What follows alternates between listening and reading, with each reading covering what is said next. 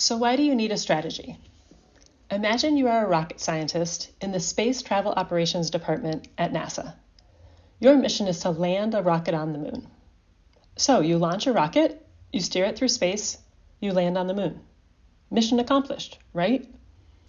A few days later, you and your team are celebrating when Harold from Rock Collections points out that you landed 367 miles away from the moon rocks that he and his team need.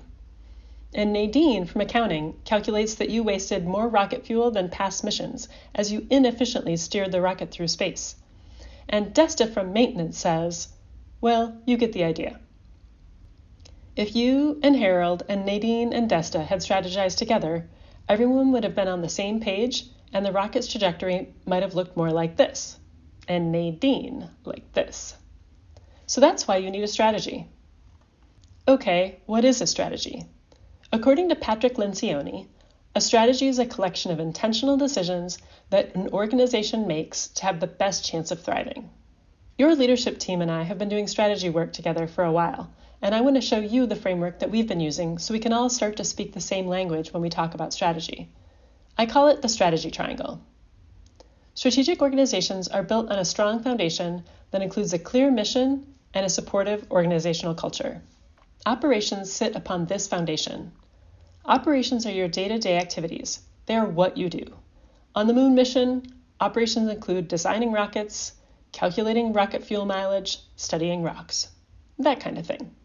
Operational decisions are typically made by frontline employees on a day-to-day, week-to-week basis. Most of the people in your organization spend most of their time thinking about operations. Tactics are one step up from operations.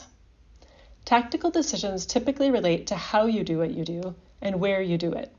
For example, on the moon mission, someone needed to decide which astronauts were the best fit for this particular mission and what route to fly.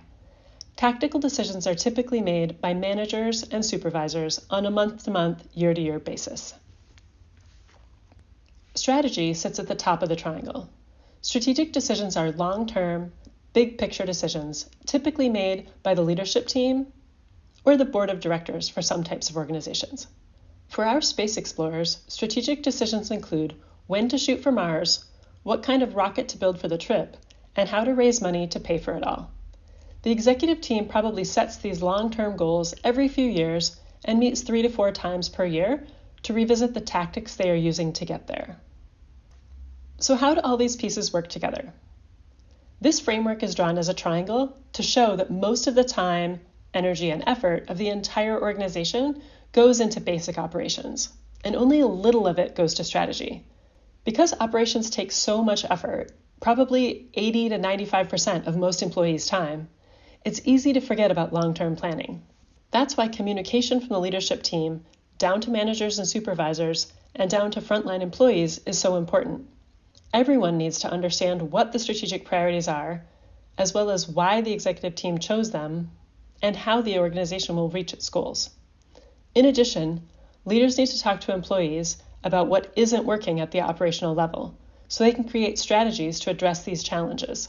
Long-term strategy is a tool that organizations use to get everyone on the same page about the future. Two-way communication between strategic decision makers and operational employees helps everyone point to the same targets, so the organization has the best chance of thriving.